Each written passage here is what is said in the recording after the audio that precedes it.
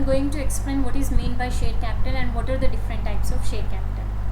So first let us know what is share capital. So if we observe the term share capital, it consists of two words, share and capital. Capital is the amount which is invested by the owners of the company.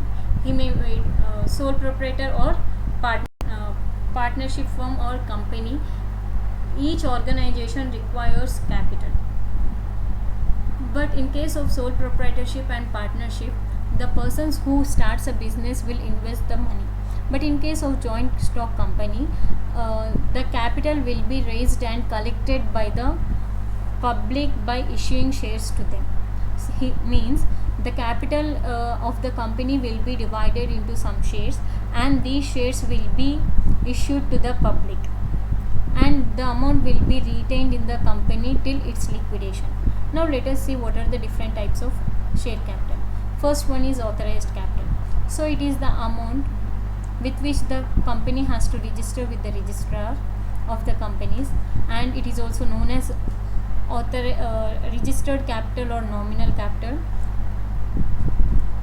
The company can collect amount only up to the authorized capital, and it should be mentioned in memorandum of association.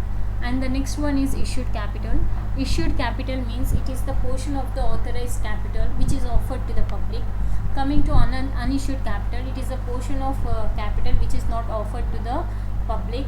And subscribed capital, it is a portion of capital which is it is the part of issued capital for which applications have been received from the public. Means it is the only portion which have been purchased by the public. Called up capital, it is the amount demanded by the company to be paid